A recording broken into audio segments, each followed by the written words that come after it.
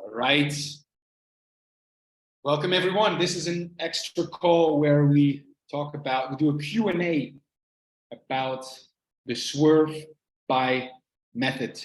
It's a technique, it's a philosophy, it's an approach, it's a way of bringing women into your life. The technique developed with Zan Perion years and years ago. I wrote the book back then, the non-approach approach. Maybe some of you have learned about that via the Arza Marata, but I wrote that. And then it developed over the next decade because I still think the encounter, the approach, the encounter with women is one of the best stages to learn about yourself, to learn about women, to learn about seduction and bring women into your life. So that's how the Swerve By Method developed. The book is out there. There's a course out there. There's a challenge out there. What we're doing today is go a little bit deeper on some of the practical questions that people have throughout the years about the method and clarify it and go into some little more detail about the approach and how to apply it to your life. So we have a series of questions here today, and I'm gonna let James lead the call with his questions. He has assembled a series of questions, and the floor will be open also for other people to ask their question when the time is right. So, James, go ahead. All right, first question. So I'm just going to be switching between my notes app and this. I don't think it's going to affect it, but can you guys still hear me okay? Yes. All right. First question is, can you go into more detail about how she invites you back? I would say this is probably my number one question I have. Great. Yes, this is probably a number one question that guys have. And it opens up a whole new area of what seduction is about, you know. I have the Swerve By Method, but there's an area where I talk about the language of women. There's an area where I talk about the secret realm of seduction. And I call it secret because all women belong to that realm and very few men belong to that realm. And I call it the language of women because women speak it and very few men speak it. And all I can do right now is hint upon that and give you an idea that it exists. But it is what in pickup industry is called like IOIs, indications of interest, you know. It's that whole area of like even what men are doing. Your question is man trying to understand women's language, you know, and what you're asking me is to translate women's language into dude. You know, and but I'll tell you this too, we all really have it. We have some degree of understanding of the language of women. Like have there been moments in your life when you know a girl is interested in you, like you could tell, you know, and you could tell she's interested in you. And when someone was to ask why, you know, like that, you're like backtracking and trying to explain what your body knows. Like you're trying to explain to other guys what your body already knows. Like she's interested in, I could tell why. I don't know. She laughs, she's touching her hair. She, you know, those are all the, yeah. But it's that kind of thing. And other than trying to tell you what are the, say, indications of interest, touching hair, smiling, I'm going to give you a practical guideline of how to start dealing with that. And the practical guideline is this. Trust your instinct. That's number one. When you think she's interested in you, she's interested in you. Like, no, when you feel that she's interested in you, she's interested in you. Like, trust your instinct in that. You like. What if your instinct's confusion? Say again. What if your instinct's confusion? You're not sure. Trust your instinct. That's what I'm saying. Okay. You're right. You're right. And with time, with your experiences, you know, your instinct is going to be shaped into intuition, which means you got your instinct, assume it is right. Your experience will teach you that it's right most of the time, it's wrong sometimes. And through those experiences, your instinct is going to be shaped into intuition. You're going to be more and more right, you know? Mm-hmm. This is the learning of the language of women. You'll know, you know? But I'll tell you this, men, their body most of the time is right, and their mind is trying to switch out, is trying to say, oh no, I can't be right. It's like what you just said is exactly that. What if it's not right? No. Assume it is right until proven wrong. And you'll see that most of the time you're right. And you'll become even better at it. You know, it's the same question when guys ask, oh, when should I kiss? You know, when you feel, when you have that question, should I kiss her now? Yes, that's exactly your body telling you, is this the right time? You know, it's the same kind of thing. If you're thinking, did she give me a glance? Is she? Yes, 100%. 100%. Did she just like from across the room, like make comment? Yes, 100%. You know, like it's more often that is happening. The woman is giving contact and the guy is not seeing it, or he's like ignoring it. No, it can't be right. He's not believing it, than the other way around. You know, so as you move forward, assume that what your body is saying is right. She is interested. She's given indications of interest, and act accordingly. Like, yes, go forward. And then your experience will fine-tune it. Will fine-tune it. But you're most of the time right. Your body has a knowledge that your brain is trying to figure out that's way more advanced than the brain thinks, you know? Like, when I speak about the language of women, I'll tell guys, have you ever felt like someone is watching you and you turn around and it's true? That's the same kind of knowledge. Like, what is that? How do you know that? Someone is watching you, turn around and it's true. That's, your body knows this. Your body knows it, you know? Your brain is like, oh, what is that? What if it's not true, you know? But your body knows it. And you've had that experience. I think every man has that experience that someone is watching me, you turn around and it's true. That's the same kind of thing. So that's the answer to the question. Trust your instinct, go forward, you know, and let your experience fine-tune your instinct into intuition. You know, when you're thinking, does this girl give me an interest? Yes, 100%. Okay. Okay, so this is you've already answered this, but this might actually maybe give more of a clear answer. Can you break down the stereotypical positive versus neutral or negative reaction? So maybe if you're not able to give us like what a exactly kind of logistically what a positive one is, what about a negative one? Is that a little bit more easier to explain? What a negative or neutral? Someone saying thank you because they want you to invite because they want to talk to you, or thank you because it's a polite compliment? Yes, I would say as you're learning this method, yeah, as you're learning it is different than when you're advanced and you're like as you learn, the method in itself is valuable. It has a lot of value to apply it, you know, whatever the reaction is, and it feeds into the previous question. What I would say is go forward until you get a hard no. Keep going forward until you get a hard no, you know. I remember I was with, forgot his name now. We were in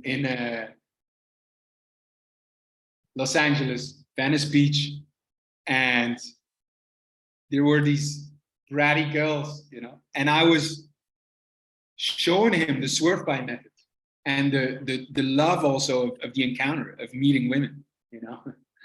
And these girls were like, they were sitting on the walk, and we were walking over from the beach, and I could tell, you know, they're very like bratty and distant and not engaging and not social, really, you know, just trying to be cool.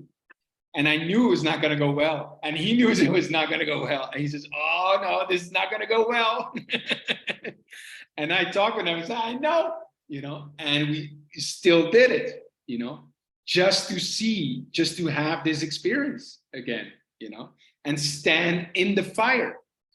And the girl was, I think she was very dismissive, like like even with the hand like this, like no, you know, and then to be able to stand in the fire and just see what's going on there, you know, what's going on in that moment. Like, how do I feel? Can I be rejected? Like, how do I feel with the rejection? You know, can I play with it? Is there a way that I could turn this around? Like, that whole thing was very interesting. You know, if nothing else, I got a story now to tell you, you know. And so I wouldn't be very much looking to, like,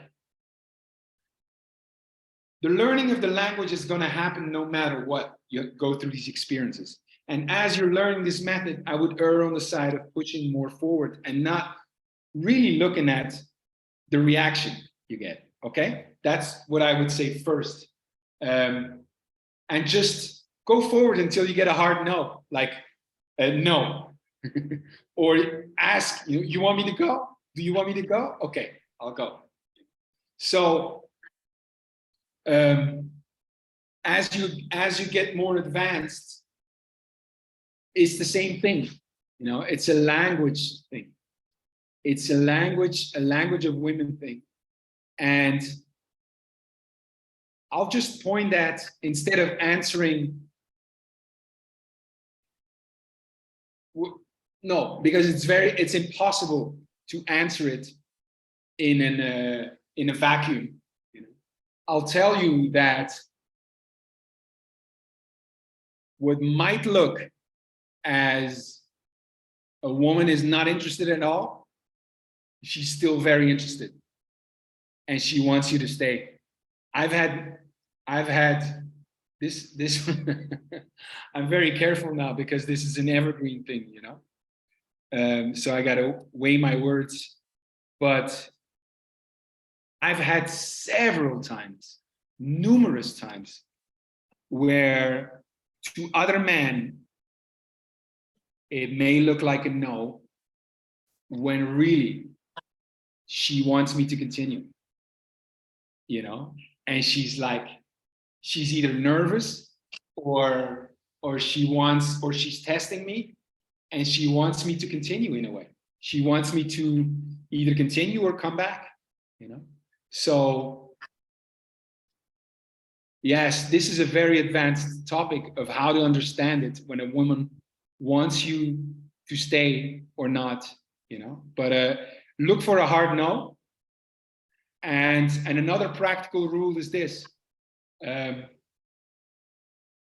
always come back instead of staying, you know. And this could be like leave and come back instead of staying and plowing through, you know, is always a great practical rule, you know? And I'll say this as an explanation, trying to articulate it. When I say leave and come back, is not necessarily leave, you know, gone and come back, although this might work, you know. When I say leave and come back, it is always a giving of space, a rocking out as I'm talking to you, and come back in. It could be as subtle as looking away and coming back. You notice? That could be a second swerve by, you know. So if I'm to show it, it's like you could be talking to her. Wow, I really like That's not, and you're already on the way out. And then you can come back if you see from the corner of your eye that she's like engaging or liking it, or even she's like giving token resistance, like, huh, what? Like that could be 100% an indication that she wants you to continue, And if you're not sure, come back for a second swerve by and check it again until you get like, no, not interested. And does that make sense, James? Yeah, that makes sense.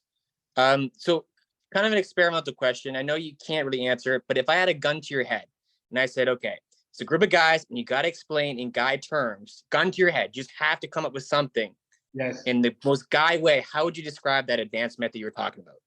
I know it's impossible. Okay. The best way would be if I'm with you in the field 100%, then I can tell. Yeah. I can tell 100% she's interested. She's not. I 100%, like no doubt. And we're just trying to explain it in a vacuum, which is impossible. Right. Okay. As a practical rule, I'll tell you, it happens way more that girls are interested and guys don't see it. It happens way more that girls give token resistance and guys think, oh no, I shouldn't. The inverse happens too. That it's a little that she's not interested and the guy continues. But way more rarely does that happen. So that's the practical guide I give you if you're not with me in the field doing this. But when we're in field, there's no doubt. I could tell from in 1 second. I could tell if the girl's interested. Hans? Go ahead. Just a question. I don't know if there's also like culturally, because like here in Italy, sometimes I think the girls when you first approach them, they put a wall up. Yes. 100%. And maybe like American or other like foreigners, they're more like, it's more like friendly. There's not that wall. American. Okay, I'll tell you this. There are cultural differences. Okay. So like in Italy, so sometimes when I just want to say finish. So sometimes in Italy when I approach, there's that wall and you feel like immediate rejection. But I don't know, maybe there is some, you could try to kind of push through it and create a connection. Maybe. I'll tell you, okay. I'll tell you this, there are cultural differences. And you could say the language of women, you could also say the language of women in Italy, the language of women in Colombia. And 100%, and it's very interesting to start understanding this. Like, I 100% agree with this, that women in Europe, for example, I'll say this, women in Europe will give you way more a token resistance than women in Colombia. I'm in Colombia right now. It's incredible. Like a woman will hear when you talk to a woman on the street. I've never had it. I've never had a Colombian woman say, not interested. Even if she's not interested, she'll be very friendly. All women here will be very friendly. It's an experience I've had. It's incredible. It's way harder. And so you're thinking this initial conversation is great. It is great. You can always talk to a woman in the street. Well, you got to be careful. Cultural differences. You got to be careful also. There is no other guy in the picture. And that's something you don't have to take care in Europe, or way less. And it's an issue here. Like, really, you got to be careful. And but a cultural difference is the woman will be very open, very pleasant, is like, she will touch you, you go, what? It's like, it's so great. It's so great. And then once you get, but it's in the culture to be very nice and sweet and pleasant and polite, and thinking, wow, this girl really likes me, but it's on the surface. It's very initial, and for a woman to really open her heart here in Colombia, they do it way slower than the women in the West. So that's interesting, and that's not language of women. That's language of women in Europe versus language of women in Colombia. And you think, wow, there's differences there too. Yes, it's like when I discovered there's sign language, sign language. I thought there was one sign language. No, no, no. Sign language changes with areas in the world. So I wanted to learn sign language, but sign language in Belgium is different than sign language in Colombia. And I'm like, damn, why would I learn it? So it's the same thing. And to start understanding these differences, it's interesting. And is a lifelong is work, but as a practical guide, let it decide in your favor. Like when you're in Italy, understand that women will give you more of a token of resistance, and yes, go a little bit more, like it, because she's like has this wall up, it doesn't mean she's not interested. That's the practical thing I would say. Like if I'm in Europe, I expect more of a token resistance, and my approach to it would be a little bit more going forward, despite my, oh, does she not like me? So that would be my practical thing, Mikael. Make sense? His mic is off, but all right, I'm gonna assume he. Yes. Great. Okay, so next question. Is approaching different if a woman gives you a strong signal of interest before you even approach? Yes. Yeah, 100%. And I'm not advocating to wait for a signal of her. Not at all. Like I like the feeling of desiring a woman, and I will sometimes make sure she doesn't see me before I approach her. I told you guys before this call, but I've experimented with that, and only feeling my desire and coming in with the element of surprise 100% is great. Like when a woman is surprised and startled, and you're there with your desire, that could be a great interaction. And I saw you, and I had something, and I wanted to come say hi, because otherwise I'll feel bad about not saying hi, and you're there with that. Great energy. Great. If I know a woman likes me because she's looked at me, or I'm explaining it now. When I know that a woman already likes me, it's different. I will actually, the whole seduction changes, and it's way more easy, it's way more scary. And that's why I teach also to guys the language of women and the secret realm of seduction. Because imagine, before swerving by, before approaching, which ones already like you, Imagine that. And I can see it happen all the time. And guys don't see it. But I could tell that girl likes this guy, Like, go and talk to her. She likes, I promise you. What? Why? 100%, Imagine already which ones like you. When you know that she already like you, all you have to do is show up. All you have to do is, because she likes you. She likes you, You don't have to go from nothing into seeing if she likes you, or go from nothing into have her like you. She likes you. So all you have to do is not mess it up. That's your role when you show up. It's a complete different attitude. I'm thinking of this now. This is interesting because I realize now that I always approach with the idea that she already likes me, even if I've not talked to her yet. Because this is very advanced, James. Because in my experience, seduction, attraction has been symmetrical, which means when I like her, she's gonna like me, even if she hasn't given me any signal yet. Okay, so I'm gonna figure out if my feeling, when I surprise this girl, I'm gonna figure out if my feeling is right. If we're meant to be together, not just if I like her. I know I like her, which means she's gonna like me, and I'm gonna figure out if this is true. Okay, so this is a general approach. In very practical terms, what I do a lot, James, is this. That's why it's a great question. I know a girl likes me, and I will show up And I will tell her, you could also talk to me, okay? I will blame her for checking me out and not talking to me. You know, like you could just talk to me, okay? That would be my approach when I know that she likes me. Like, I see you check me out. I see you check me out. Why don't you talk to me? That kind of thing. That's the energy I would have. Okay, so you're essentially calling her out, kind of letting her know that you know.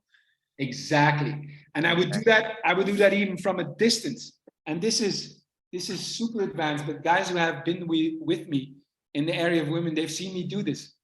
And because a guy pointed it out to me, I didn't know I was doing it. I would like, okay, I'm going to try to imagine it's a statue of a woman there looking at me. So I'm going to imagine it's a woman looking at me. Okay. So she's looking at me. She's still looking at me. So I would do that.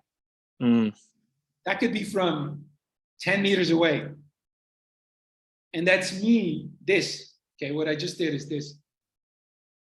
That's me from a distance, calling her out for checking me out, telling her, I've seen you check me out. You know, why are you not talking to me?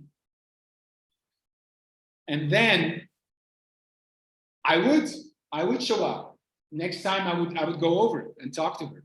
You know, I've told this story about I've told the story about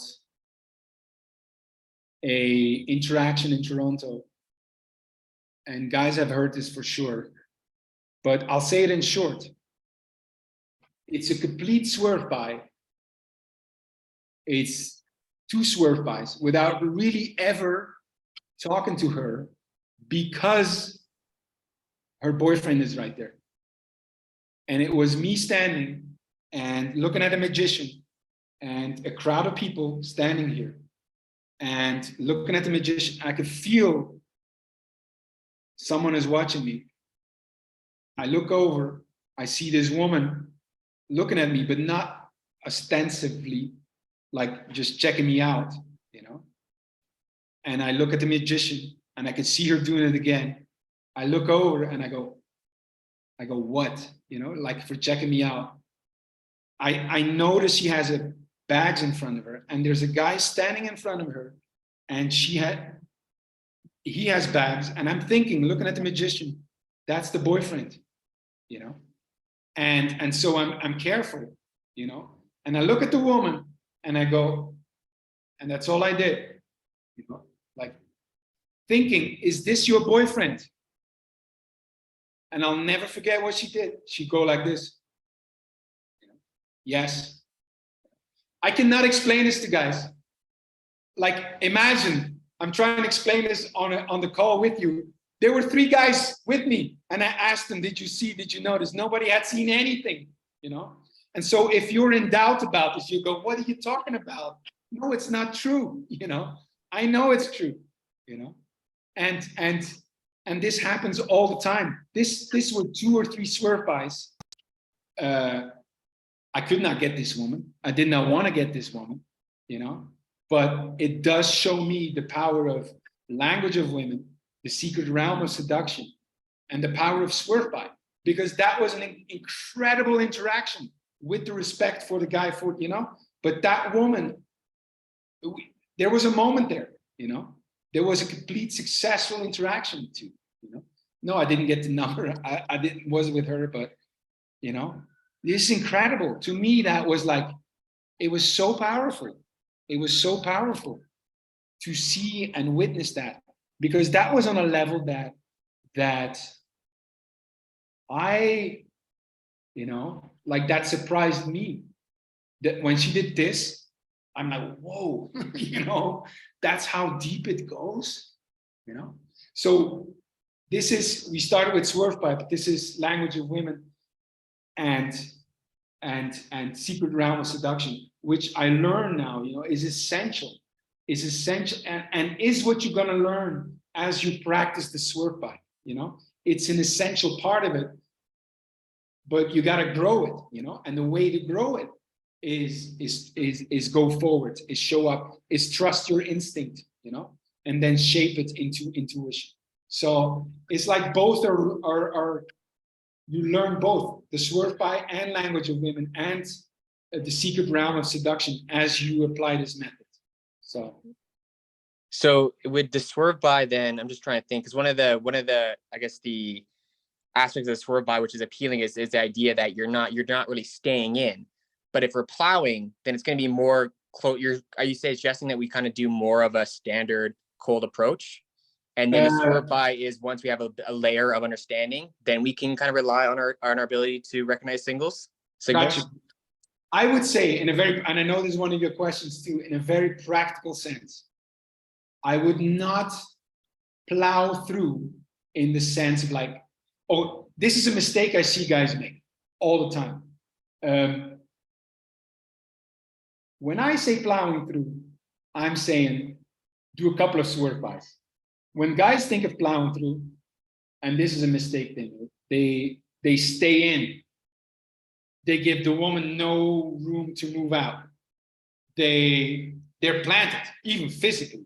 You know, I see guys stand in front of the woman, feet planted, you know, like it's this duel. It's a duel, you know, and it should never be a duel.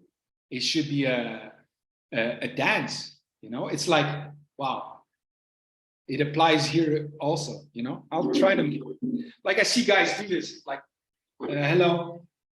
Zan does a great example of this, you know, but like talking to the woman, you know, like I'm here with you.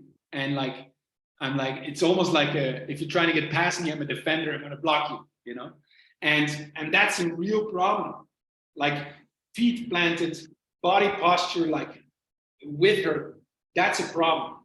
That's not what I mean when I say plow through. I'm thinking, I'm approaching you, you know, I'm saying something, and I give you the space to love it or leave it. If you love it, I'm back. You know, if you leave it, if you get a hard no, I'm gone. So that's what. And if you don't really know, err on the side of plowing through in the sense of like a second swerve by. Wait a minute, did you like what I just said? You know. So that's the plowing through. The plowing through is coming for a second swerve by. Not, I want to stop you here and don't move and say another story, you know? And just that body rock is enough? Yes. Yes. Okay. It's like a dance. It's like, you want to dance? No, what? Did you say yes or no? I can't really tell if you're, you know? Okay. Oh, what? Oh, yeah. So that's it, you know, or did you want to dance? This is not the words I use, you know, but I'm using the metaphorically. You want to dance? I couldn't really tell. Okay, you're not, all right, but this is, I'm remembering this movie, but that's the plowing through, you know? And when you're rocking, this might be kind of a silly question, but rocking, are you still maintaining eye contact when you're rocking, or are you facing away, giving like sometimes a break? The rocking, sometimes the breaking off, because I could stand, and this could be the breaking. I'm not really rocking right now, but like this makes it a second swerve by. Like I could be talking to someone, to a girl, say something, and explicitly like look away, like talk to someone else, and then like, what did you say? Like, and I'm at the corner of my eye, or energetically, I'm still like picking up the signals, whether she's interested in, you know? So yes, you could have the rocking, you could also like look away and then come back. Make sense? Kind of, and so that just makes her feel, I guess, more like just because it gives her that space to make the decision. It gives her that, I guess, like more of a safety thing. I'm just trying to expand why that works. For her or for me? Oh, okay. For her. Well, it's the she wants to be complicit in her own seduction. Imagine, right? You know, it's the forcefulness versus the invitation. You know, right. It's the you're dancing with me versus do you want to dance with me? Okay. It's like, and this is essential. You know, I have this concept of love it or leave it. You should always give a woman the chance to love it or leave it, you know? And that's why I say, that's why the whole idea of going and coming back, you know, that's what you're doing. You're giving her a chance to love it or leave it. You're giving her, you're giving her a chance to accept your invitation or not, you know? And you could come back and invite again because you're not sure whether she rejected or not, or whether she accepted or not, you know? Way more powerful than staying and trying to have her accept your invitation, you know? Like, you wouldn't do that when you go to a social dance, you know? Well, you could, you know, and there's value in that too, you know? But yeah, that's why love it, give her the space to love it or leave it, you know? So she could be complicit in this. She could be a part of this. And it's a constant thing. You constantly do this. It throughout the seduction, throughout the relationship, you know? If you have my relationships are that, you still want to go? You still want to do this? You know? You still want to have this relationship? And like constantly, there has to be a choice of her to love it or leave it. And that's what I'm doing when I'm rocking away and back in. When I'm going, coming back. And quick follow-up question on that. What about physical space between you and her? Are you taking like an extra step away from like the distance in a typical like interaction, creating that space, or are you closer for? Yeah, it's actually this, like the mistakes I see guys make. I'll say the mistake I see when a guy has the balls enough to do approaching, which is great. I love it, you know, and he's way ahead than most men. What I see with, I'll say it this way, what I see with guys doing cold approaches, as they call it in the pickup industry, is they're way too close, they're way too intense, they're not giving the space enough, you know? Like, they're not dancing, they're planted and they're too close. And so it's better to give a bit more space, you know? It's better to give more space and then come back in, you know? Then you could be a bit closer, you know, than be close all the time, you know? Actually, what you create, I didn't think of this before, but what you create with this space is the freedom to actually come closer and be more intent, you know? It's like, I often say seduction is like sex, you know? You go in and out. If you're only in, it's not gonna work, you know? If you're only in, it's not working, you know? So, and it's by, I'm very aware of the metaphor now. And it's by creating that distance, that space, you know, that now you got the freedom to be more closer, and your swerve by, your delivery will be more intentional, will be more intense, will be heard more, will be received more, you know, than when a guy who's like very close, up close, trying to talk, you know, not going anywhere. Or, so that's not effective. Or the guy who's, you see this too, the guy who's aloof, you know, like try to be cool. He's too distant. So the going back and forth, the distance creates the power of the closeness, you know. It's that juxtaposition between distance and closeness that makes it work. Make sense?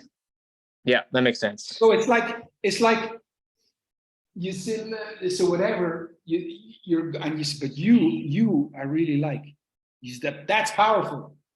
Instead of a guy, so where do you go? And yes, you live here. You know, I really like you. You know, that's like too intense. You know, but you're gone, and then but you I really like. You see the power of that? It's a lot more. It has a lot more penetrative force than the guy who's completely intense there all the time. Okay. Good questions. Super good questions. Got me thinking. Yeah. So this falls in pretty closely. Do you incorporate touch into your swerve? Great question. Let's have a pause here. I want to. Here we go.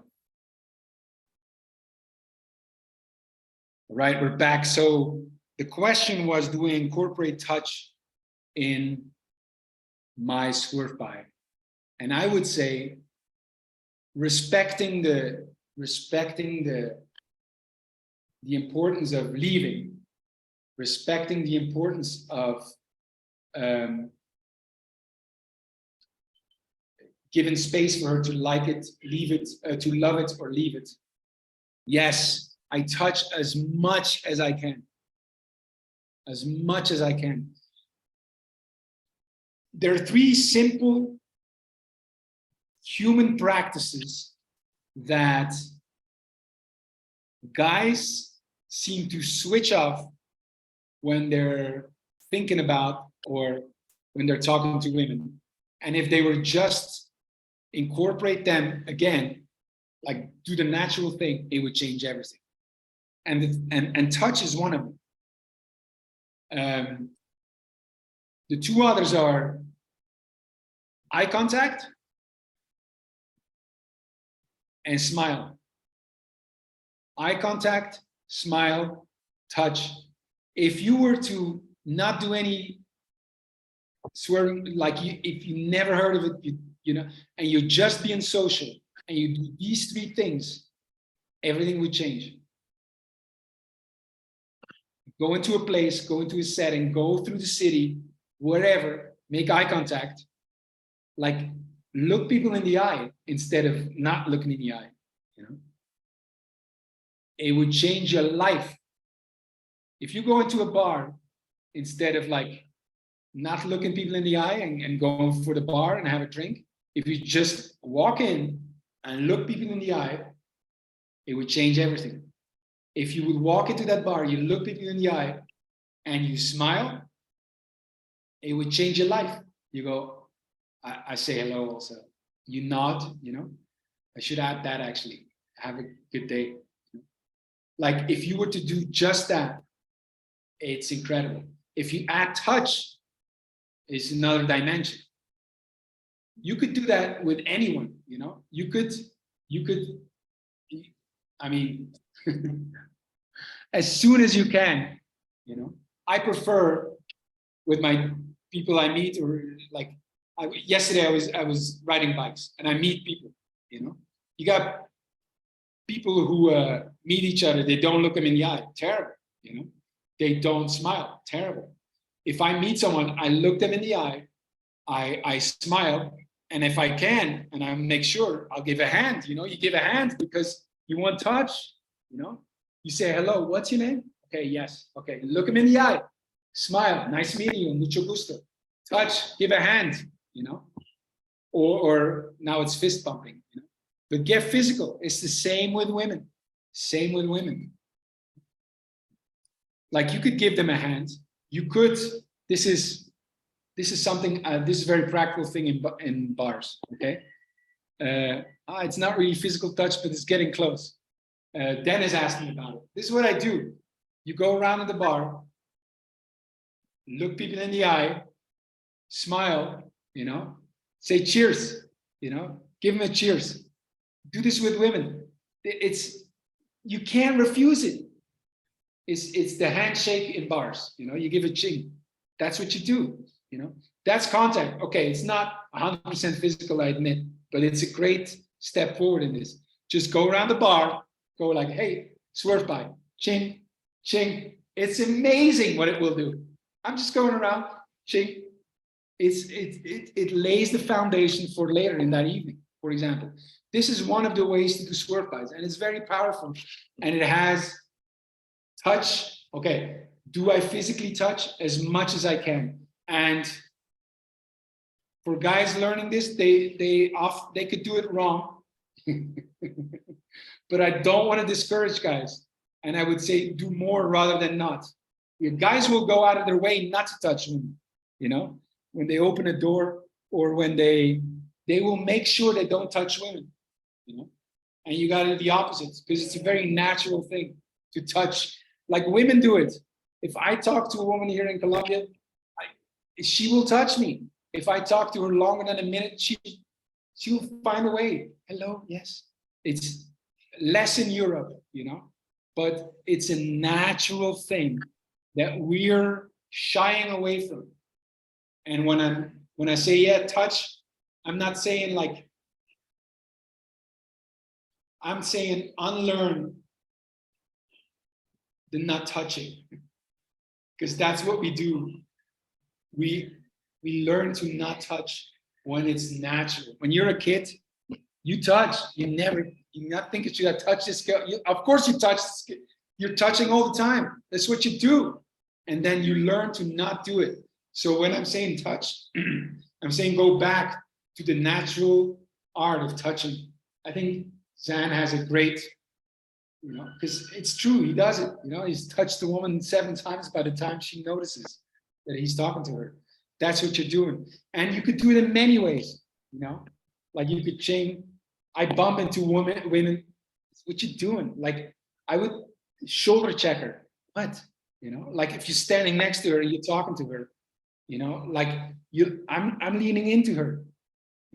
When she's at the bar next to me and I'm ordering and she's ordering something, I'd say something like this, and I'll lean in and I'll touch her. I could touch her. When she's receptive, I go, what? And I touch her with my hand. Like I'll say this as a way to explore it. It's part of the language of women. It's part of the language of women.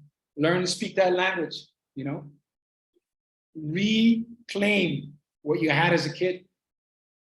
And how do you do that? We'd have to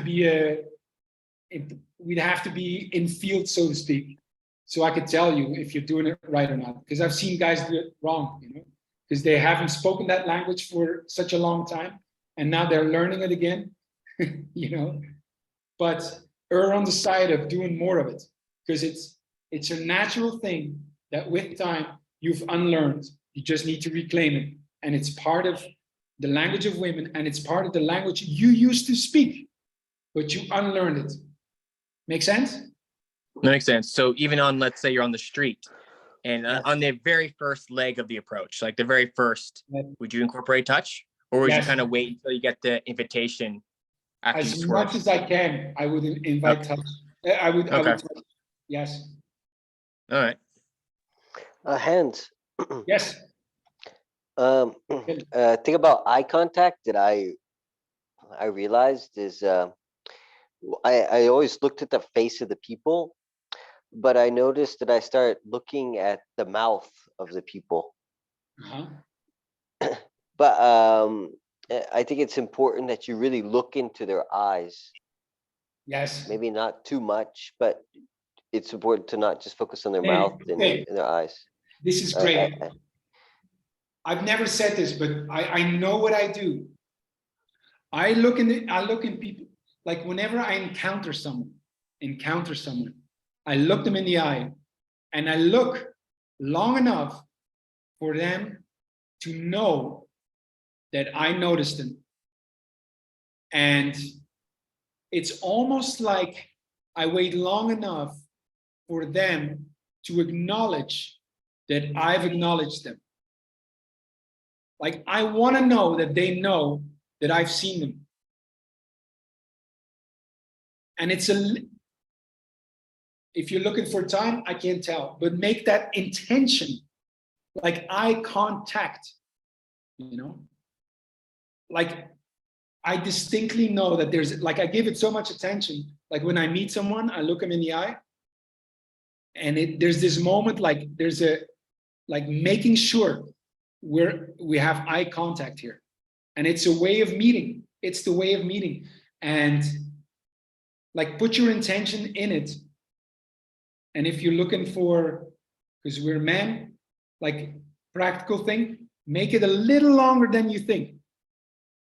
Like that, like a split second. And like we're making contact here without the I'm intentional, I'm going to stay here. I'm looking into your eyes forever and ever until we ride off into the sunset. No, like intentional, like what's your name? Okay. And then be gone, like, but make that intentional and make that eye contact. Don't shy away from it. don't trail, don't like, don't make it longer and like be constantly there. No. But like you make the approach. What's your name? Okay, nice meeting you, Maria. Gone, you know. But make that intentional and make contact. And it's a huge tip. And do this with men too. Like anyone you meet. This is not just women, but anyone you meet. You take charge of that. You lead that, and you make sure, you know, people are make sure people know that you've acknowledged them. Make sure people know that you've seen them. Good question, Mikael. Yeah, I don't look at the mouth at all. I look in the eyes. Yeah. All right. Only if they have nice lips. Yes. James, you got more? Yeah. Can you go over technical mistakes we may be making that you observe when people start doing it that we may not be consciously aware we are doing? Things like posture, talking too fast, etc. You covered a couple, but I wonder if you can go more in depth. Right. This is, yeah. You only know, like, you only know you progressed in the way of dealing with women when you see other men make mistakes. You know, when you go, oh, I wouldn't, that's a mistake I no longer make. But it's really hard. It's really hard beyond the there and then to be able, like in that moment, you could tell, oh, I wouldn't do that. No, that's off, you know. It's really hard to extrapolate that and say in a theoretical sense here. But I will make an effort. I will make an effort and tell you what are the most common mistakes guys make. I'm just going, I'm thinking about this now. Okay. The number one mistake guys make is not showing up. That's number one. And I'll tell you, is 90% of the mistakes. This is it. 90% of the mistakes is not showing up. For when we're only talking about the guys showing up, I'm just thinking about when I'm practicing this with people, and the number one mistake that guys make when they are showing up is that they're not leaving. That's the number one mistake. It's the cold approaching. It's the plowing through. It's the planting your feet. It's the not going anywhere. It's the trying to come up with more, the next question and stories to keep it going. That's the number one mistake, is not leaving. I cannot, like how, like, what if she likes me? I've seen it. So I remember these discussions with guys. Just, they want to stay, certainly if they think it's going well, and like, what's the next story? It's the number one mistake is the whole pickup cold approach. And I say this carefully because I do think it's very powerful. And I do think it's a guy who does it is way ahead of a guy not showing up, which is 90% of the guys. So I do think so I'm very careful to knock on it, and I'm not knocking on it. But for guys who are showing up, the number one mistake is to be planted, to stay in, to plow through, to not leave and come back. That's the number one mistake.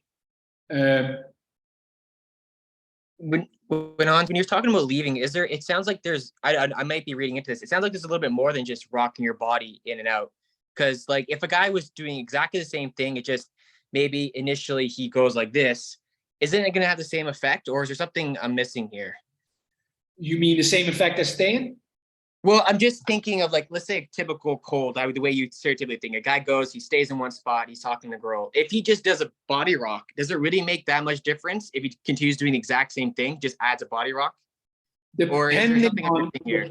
with the leaving? Yeah, yes, it really depends on whether the girl is liking him or not, you know. Right. You know, and assuming she likes him,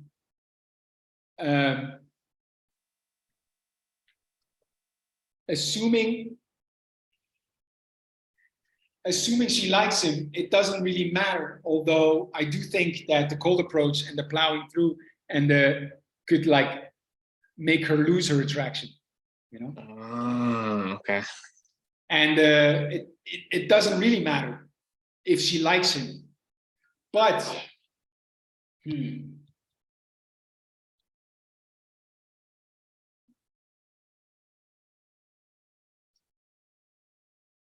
I would say the number one mistake is, I'm very careful because I don't want to discourage guys. You know?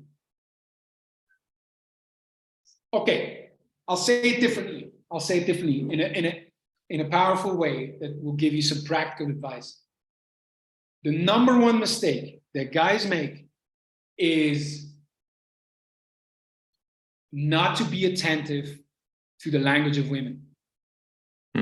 Number one mistake that guys make is not to see that this is a dance that needs her to be complicit. The number one mistake is that guys do their own little dance and they're showing off and they're not taking in what's coming from her.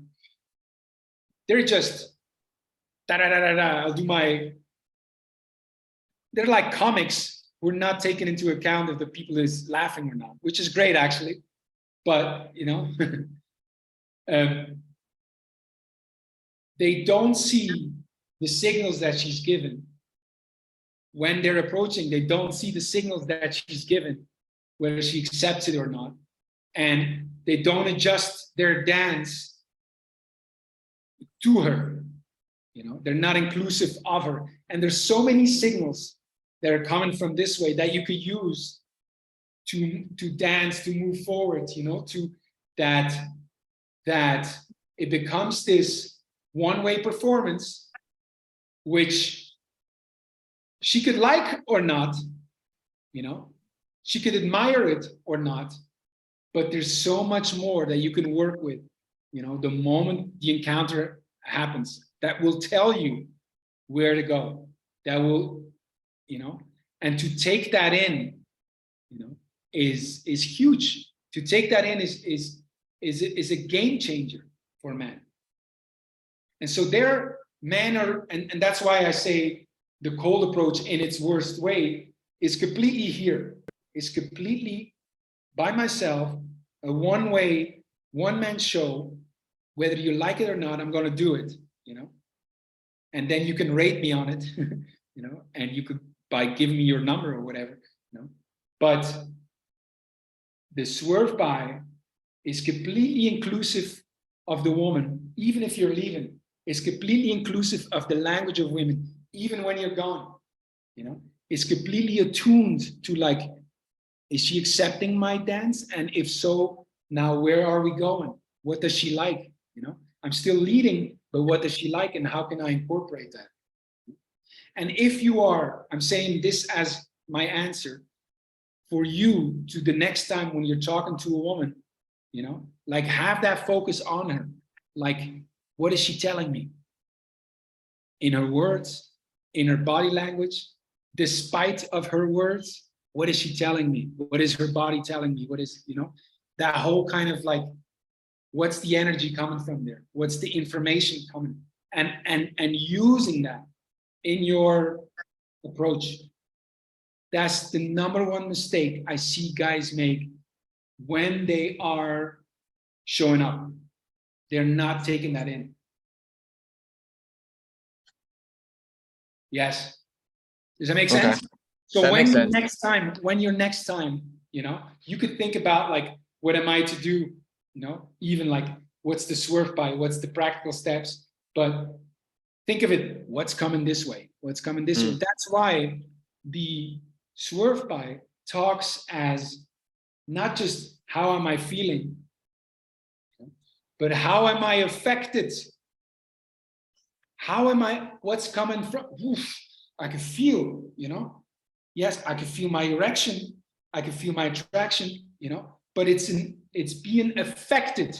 It's like, it's coming from her, you know, it's coming from this experience. It's coming from outside in me. I'm experiencing this now, and I'm giving back. I'm sharing it with you. I'm expressing myself to you. You know, you affected me this way. And so this whole like cosmos, you know, is what you need to incorporate. And the number one mistake that guys make is they're here, you know, and worse, they're here, you know, and they're not getting out of it. Oh man, blah, blah, blah, you know, even when they're talking to the girl. Make sense? That makes sense. All right. The practical sense, I say it again, stay attuned to what she's saying, to what she's communicating, to her energy, and incorporate that in your talking to women, talking to her. Okay. And When can I? Oh, okay. no, go ahead. Oh, one question. When you say like showing up and then leaving, like in a social situation, a bar, or maybe in a club, sometimes like I don't know, seems sometimes hard to do the timing right. Or so Yes. you leave, you come back, and then how do you then? Yeah, I don't know. Then maybe it's too late, I guess, or you come back too late and they're leaving, Yes. or sometimes, yeah, I find it difficult. This, Well, it's not difficult. It's a learning, and you make yeah, mistakes, okay, you yeah, know. And just as a practical guideline for bars, certainly in bars, Mm. Swerve By is excellent because Okay. she's still there. You yeah, know? She's still there. She's not going down Lincoln Street in Miami, you know.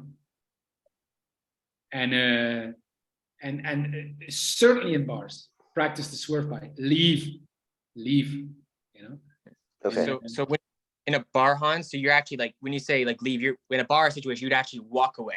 Whereas on the street, you probably rock back and forth because you can't really come running 100%. again on the busy street. Way more Yeah. in a bar. I'll actively be going like I remember being out with Zan and we're like talking to girls and we're like in a house party and like you could feel it. You're talking to girls, go to the kitchen, like physically leave the room because it would be like, and knowing that you're in the same house, you know, so you physically leave way more than the rocking in and out on a, say, a street approach. 100%.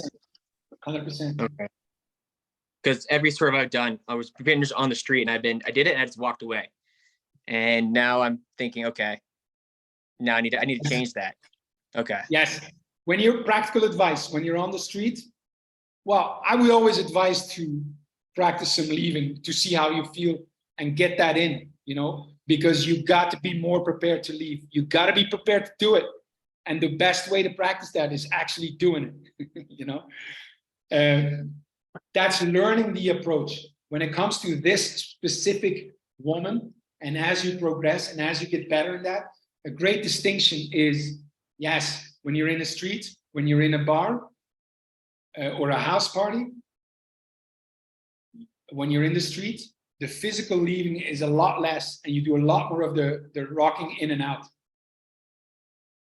So, although I've been known to leave and run again after her.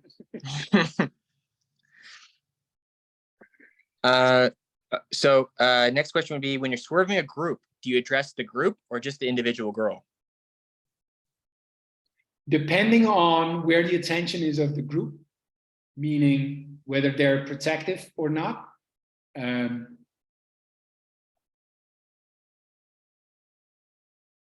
Yes, I will default address the group.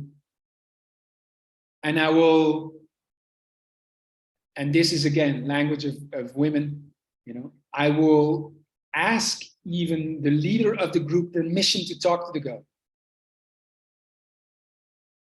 And that could be a girlfriend, that could be a guy, you know. Give me one sec, I would like to say something to her. And it's great. You ask permission, and it's a kind of like the girl feels it, knows it, and she's like preparing herself, you know. So it's very, I find it very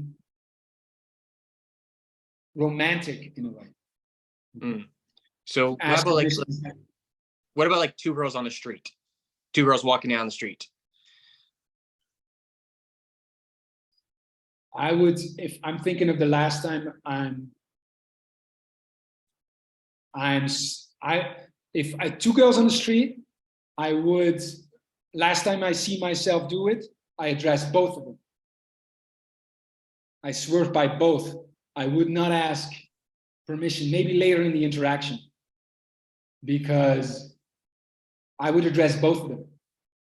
And later on in the interaction, to ask permission, if the girl I don't like is also the leader, I would ask permission in a way to make sure that she doesn't feel belittled and like, oh, he likes the other girl. So I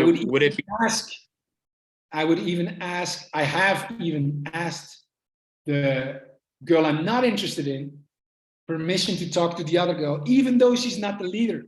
But I don't want to make her feel less than the other girl or ugly or not. And I will give her the respect of asking permission to her so she would feel better. Okay. So would it be a mistake? Because I in my mind, I think it'd be so much easier just to address the one. But would you say that would be making a mistake? Only if the other girl is the leader, only if the other girl is protective of the other girl, only if the other girl feels insecure and is going to drag the other girl away. So Okay. To be on the safe side, I would address them both and then go to the other later in the interaction, because you can't go wrong with that. Okay. Okay. I guess that kind of falls in the next question, which would be if you're approaching a group where you're attracted to multiple women. I guess there's a way you can kind of like shotgun and see who kind of takes the hook. If there's a bigger group, you can get away a lot more with talking to one girl.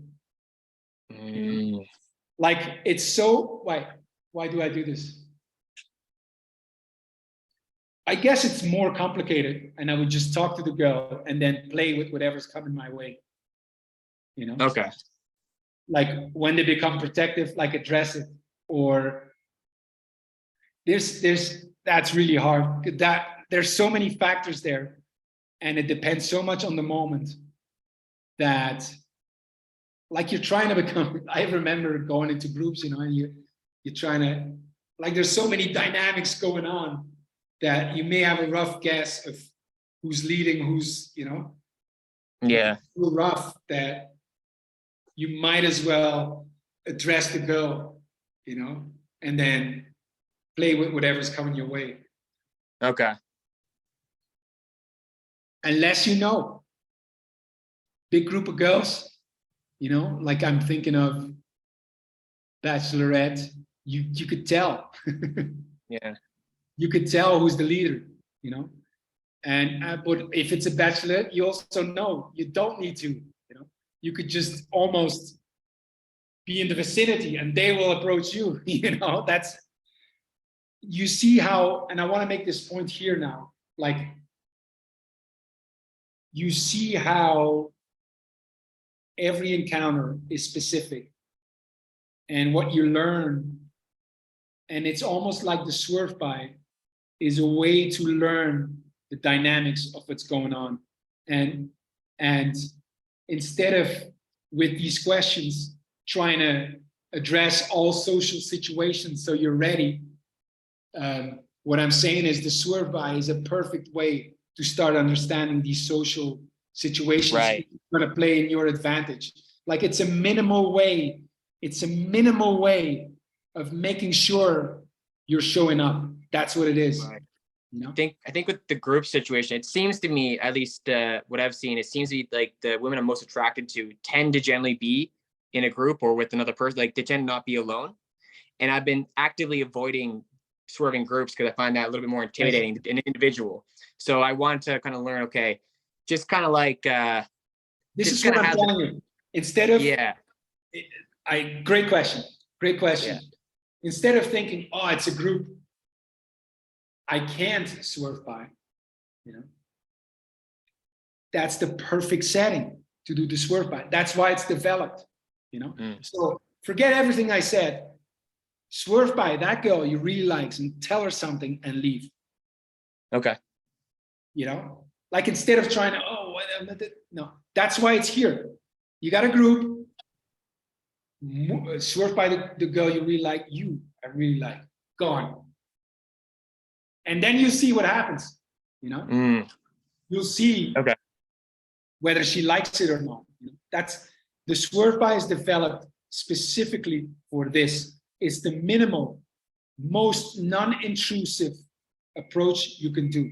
It's developed for specific situations like this, the group approach. So you don't have to figure it all out. And you could just do it. Okay. Right? Yeah. So would you say, just a follow up on that, would you say the swerve method would you consider it like the training wheels of approaching, or is it like the final form? Great. Perfect. I would say it's training wheels. Okay. So what does the final level look like? Just, I know we're not there yet, but just what does that look like? It's also a swerve by. It's a swerve by, and it's a second swerve by and a third swerve by with the woman you know she likes you already.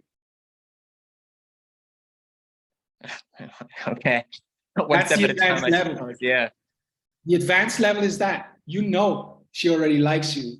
You show up because that's your role as a man. You invite her to dance, you rock out, you come back, you know, and you say, wow, we should do this again.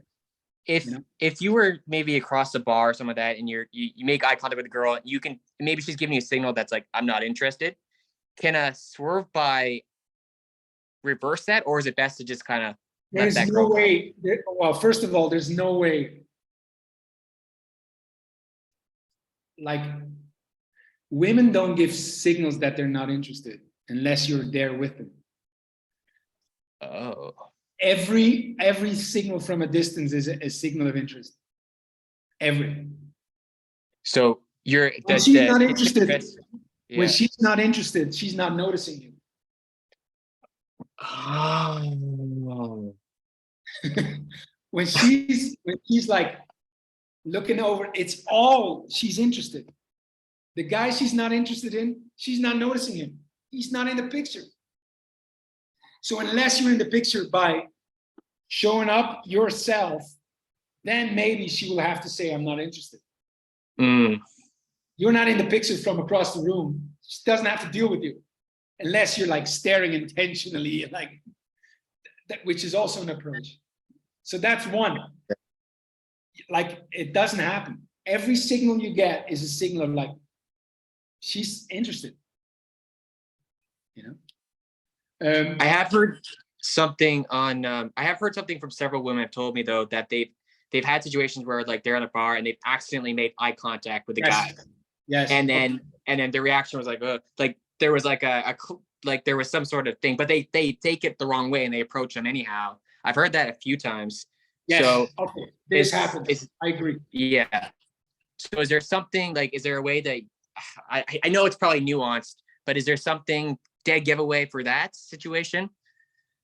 No, you got to go and show up. You got to go and show up and find out. Gotcha. But that's a great way, you know, like, wow, I noticed you checked, was that a accidental eye contact, or, you know, you could say that. Yeah. Okay. You're looking, I noticed with your questions, James, that you're looking for reasons not to go and swerve by, you know. I've been swerving. I promise you, I've been swerving. It's more like not leaving any stone unturned. So I have no excuses not to approach groups, stuff like that. Now I have all the answers. Yes. When in doubt, always, you know, move forward. Yes. No, David, no, don't say and you just show up, and that's a great way to figure that out and shape your like that question you just had is like, is there a, what did you say? Is there a tell-all? You know? Yeah, of sorts. Just like because I'll tell you how I learned about the signals. I learned it from a book. There was a researcher who spent thousands of hours in bars, and she recorded on hidden cameras, and she found that the most successful courtship situations were when a woman signaled a man and he approached off a signal. And I think she found like only 3% of men or something like that could actually recognize signals. It was a very small percentage. And a lot of times when the men approached you, they may not have even recognized it consciously. It might have been like a subconscious thing. And she kind of broke down what some of these signals were. There were a few of them that were kind of like, okay, hair touching, okay, yeah. And then maybe like looking and then looking down and looking back, things like that. And so that's for me, that's how I've learned that these exist. But now I kind of start thinking everybody's interested. Or like, you know, and I try to think, oh, is that what it is? Because sometimes I can tell. Like sometimes it's obvious, you know. Not everybody's interested, but the way to find out is by swerving by, you know. Gotcha. That's the way to figure out. It's non-intrusive, you know. Right. Like we understand these women. They make imagine accidental eye contact and the guy is coming, you know. And she's like, what women are fearing is he's going to plant himself there, be there, and like, oh, now I have to deal with him 5 minutes. No, when you swerve by, you can do the same thing in half a second. That's the whole thing. It's the feminine way of doing that. It's a non-intrusive way of doing it. It's a very inclusive way of finding that out.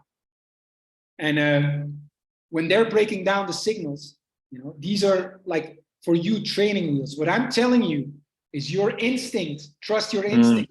Like the knowledge is in here. Like we're trying to externalize it, but the knowledge is in here.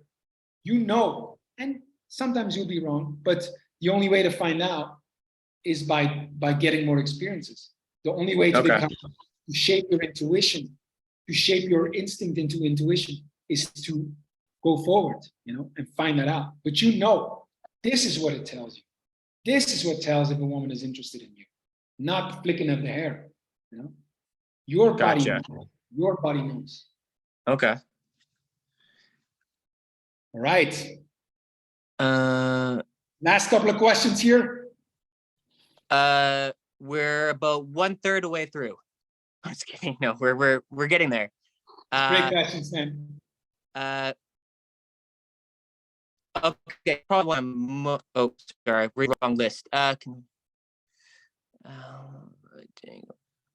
This was just kind of like another technical question. Just angle of approach. Do you approach from in front? Do you approach at the side? Does it really matter? If you're, I'm just trying to think. Like if you're on the street, do you typically go in front, or do you kind of like? Sorry, I don't know if you can see my hands. You're here, she's here. Do you kind of stop like this, or do you kind of go from the side because less threatening, or do you run? Well, like, what's that way? Because I know if you approach from behind, it can kind of be scary, or it might just be something overthinking. If it says like it's not, don't worry about it. Don't worry. It hasn't been a problem so far.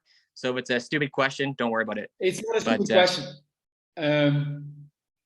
I've done it all, and I like to, if I can, come from the side. Okay. Which is instead of head on with a woman, I like to be in a bar like next to her and talk like this to her and almost like talk in front of us and not really like I could look her in the eye, make really strong connection and then just keep talking out there, which is not between her and me here. And it's the same kind of energy of a spaciousness, you know, and a non-intrusiveness. And yeah, in the street, a bit the same. I favor kind of walking next to her. You know, when we're thinking of like she's walking, which is maybe the hardest, you know, I like walking next to her, you know. And having said that, I've stopped women in their tracks. I've been right in front of them, you know, and gone. And you know, it's the whole idea of that. The swerve by is to give that space, and you could do that by like leaving.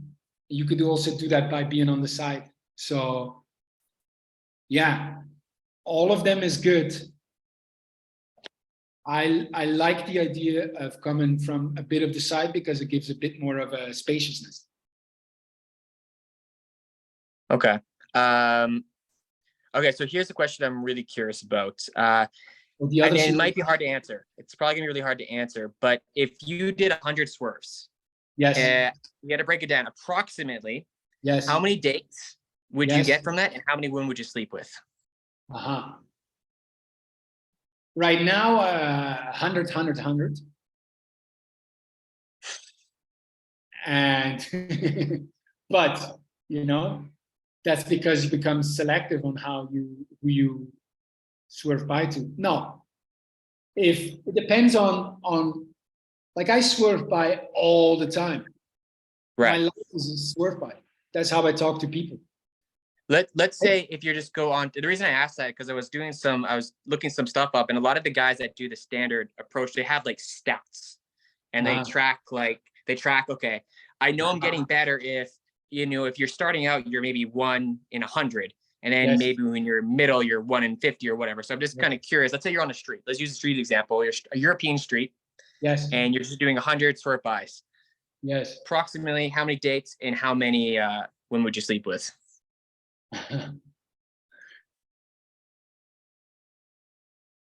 Man, this is hard. I'm trying to see whether I should take into account whether I know if the girl likes me or not, because that changes everything. But let's assume I don't. Okay, this is early days. This is early days, and I'm thinking of the guy getting into this as I was getting into this. Okay, do 100 swerve buys.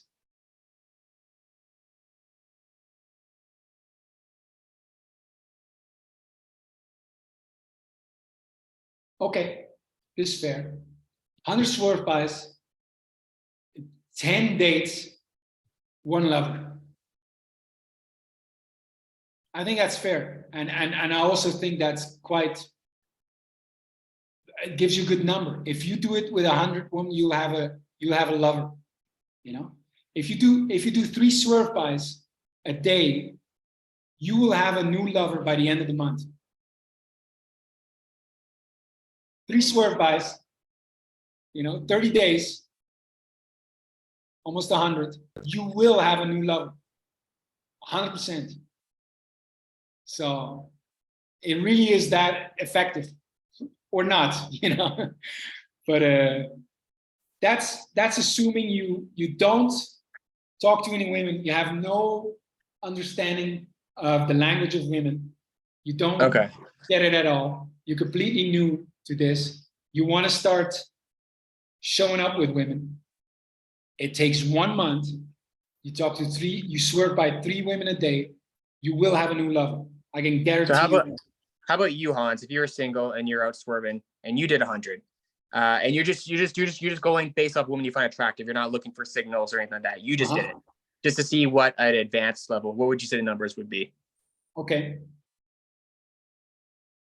100 women.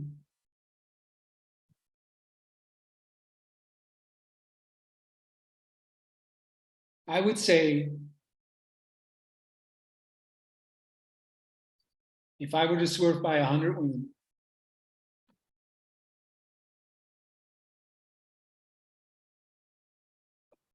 75 would be interested.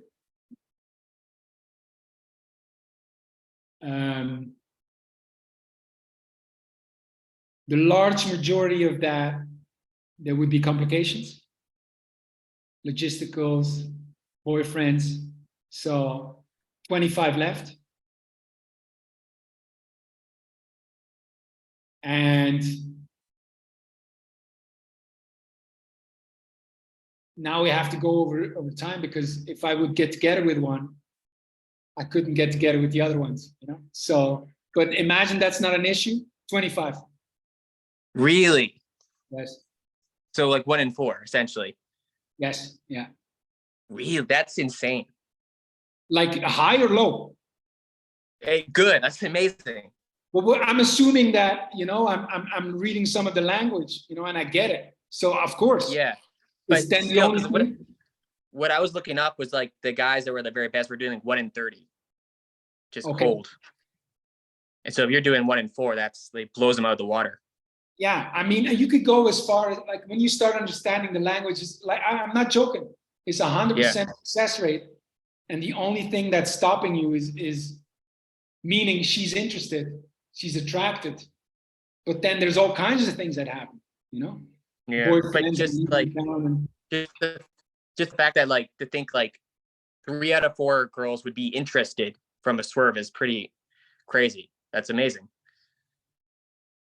yeah, Right? of course. If you just randomly, because that's okay. I would say if you really understand the language, it's going to be 1 in 1. You know, it's like, I mean, one, like the exception would be that she's not, because you know it's not like it's done before that almost. You know, it's like before that. It's just the swerve by is the showing up and finding out if that was right. You know, and then it's finding out the little bit of mistakes that you didn't know. So Okay. like the whole premise of the cold approach is she's not interested. I gotta make her interested. And so what's the success rate of that? How much can I do to, you know, which is insane, you know? Right. The premise of the way I approach women, and this goes beyond the swerve by, because I do think the swerve by is the great training wheels, is it's very symmetrical. And I know before I do anything which ones are interested, you know, and it's a whole different thing. So it's the premise is completely different, and it would be strange to compare the numbers. I understand. So the reason it'd be 1 in 4 for you is because you're already kind of pre-qualifying 100%. who you're going to be successful with. Yes. 100%. So okay. So I guess I was thinking more along the lines of if you didn't have any pre-qualifications and you were just swerving. Yes. Just kind of what you will see with time is that your desire becomes a pre-qualification. Your desire, meaning you will notice that when you start being in tune with your body, with what your body is telling you, not what the cloud of horniness is telling you. You know, I haven't had sex for a while, and so you're horny, everything, you know, or not what your mind is telling, oh, she's hot, but what your body is telling you. You don't, you know, you're a sexual man, you could feel desire for a woman. What you're going to learn is that's an indication that she will be attracted to you. Like, that's how symmetrical it becomes. And so that becomes a pre-qualification. Like, wow, I am attracted to her. Like, I really am. Not from here, not from a cloud of horniness, but that will be the pre-qualification. You know? And I'm not saying to do that now, you know, that's going to be shaped with your experiences. And to have those experiences, use the swerve by. All right. Could you that one really interests me, because like, what is the difference between real body attraction and cloud of horniness? Like, yes. Well, one good indication. I get the mental one, because you'd be like, oh, she is considered hot by some standards, or my friends would think she's hot, or something like that. It's like more like your head. But what about cloud of horniness versus in the body knowing it? Do you have all the sex you want right now? Me? No. I mean, you can ask yourself that, and when the answer is no, there's a cloud of horniness. When you can say, I have all the sex I want, then you'll be able to distinguish. You will know. You know, when I go into, I have a partner now, and she's very young, and I have too much. Like, I know when I'm in the street, you know, when I'm attracted to a girl, it's from my body. It's nature telling me, you guys would have great babies. That's what it is. It's not from here. It's not from cloud of horniness. Like I know.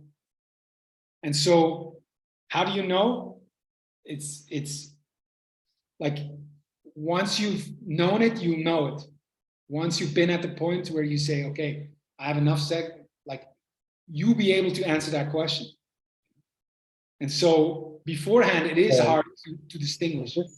Is this about, when you say enough sex, is this about you have had sex, you've been having sex a lot recently versus I'm not deprived in my life of sex, like psychologically? Is not deprived, you know, and like we're trying to put a measure here, but this is the practice. This is the practice to try to find out, is this a cloud of horniness? Is this, she's just hot? Like that is the learning. That is the learning that one man should embark upon. You know? Like that's what I'm learning. I've been really trying to tune into this lately, and I was just wondering if like, because I'm not having sex and like also not jerking off, so that kind of like raises the charge. And I was hearing you say like cloud of horniness, like, oh, maybe that's a bad thing, that like have this pent up energy, but I don't think it is. It's more about that psychological, like, oh, I need someone to have, like, I don't have a lot of sex in my life kind of feeling. Yeah. Right. Yeah. What I want, like, just use this distinction between, say, the mind, she's hot, or, and once you're like, feel it in the body, like, what is that? Is that real? Like, is that a cloud of horniness? Or is that just a real attraction from my body? You know, that's saying, that's a good woman for you. Like, I'm just giving you the distinction so you can work with it next time you have an erection. All right, we have time for one more question on the Swerve By Method, this Q&A. Go ahead, James. Let me just see which one. Okay, I guess this would be the final question. It's just you can break down a typical interaction after a successful swerve and invitation. So what's the follow-up? What does that look like? And also, if one thing you wrote in the book is that you can't talk a girl into liking you. So would you say that if she likes you, just handing like a piece of paper with your phone number in to her, it's just as successful as having a 5-minute conversation? Yes, although, you know, you could fuck it up. Okay. And being too cocky could fuck it up. Being too ostentatious could fuck it up. You know, like if you were to go and say, hey, you want to have sex right now? She might have to say no, even though she would like to, you know? Right. So how does it usually look? I'll tell you how it looks with me. So I'm swerving by, I'm coming back. She likes me. I like her. I tell her, wow, I really like this. I'm thinking of what I said. You know, I would like to, I have to go now, which could be true or not. I'm just saying, I'm imagining a situation where I have to go. But I would like to see you again. And she would say something, or she would say, me too. Or she would say, yeah, take my number. Or she would smile and be shy and not answer. And I would say, you got WhatsApp, Instagram? Let's exchange it. And she would say yes, of course. And I take her number down and I say, I'll send you a message right now. So you got my name, okay? That's what I do. I send her my name. You got it? Okay. I know myself to say, I'll call you. I'll message you only 5 times a day. Don't worry. You know, I won't stalk you too hard. And you know, when I do this, and I'll invite you. I'll look and maybe we'll do something. And we'll do this again. We'll talk. We'll go for coffee or something. Cool? Great. Gone. Or you know, I've done this too with great effect, and I recommend it to guys. Is I would say, wow, this is great. You want to go for coffee right now? I got 15 minutes, or I got 30 minutes. You want to talk some more? Great, go talk some more. You know, and then exchange. You know? Okay, so you're pretty straight to the point. You swerve, you see that she's receptive, and you go right into just, you know, exchange contact information. No small talk, no banter, no. Well, I would that's go. Just kind of pretty much. My number one thing would be to continue the connection that we have right now. So if I don't have to go, I will continue right there. I will get to know her right there. If I can't, yeah, the connection is there. Like it's low impact. It's not like, and it's direct, yes, but it's not like you're not asking for anything. Like the connection is right there. And so you're just taking care of the logistics. It's a detail. It really is a detail. I mean, it's an important detail because I've known myself as prematurely ejecting and not take numbers and then regret it, you know, or not have contact, or not making sure I have the right number, you know, like tell me your name, make sure, okay, I got your name. I'm making sure I am in charge, so I have her number if I can, you know, more than the other way around, because even if a woman likes you, it's a big burden for her to call you. So I make sure, if at all possible, that I'm in a position of calling her if I like the girl.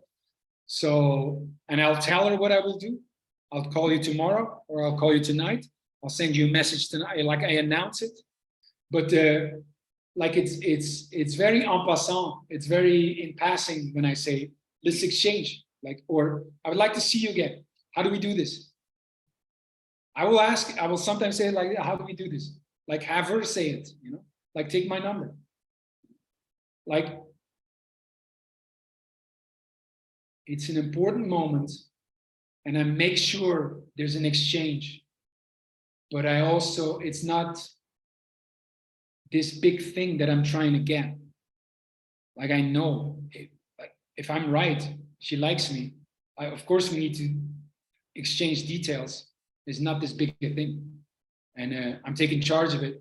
I make sure it happens, but I'm not asking you anything. You know, there's not a big step to be taken. Make sense? That makes sense. Okay. Awesome. All right. Those are great questions, gentlemen. I really enjoy that. And go ahead and apply it. If you have any questions after this Q&A, find me. You know, Google my name, Gmail me, Facebook, Instagram. You got more questions? You can ask it. All right. Practice practical questions about what happens when you did swerve by, and the questions that rose from those interactions and encounters. Thank you again for the questions, and we'll see you next time. Bye-bye, gentlemen. Thank you.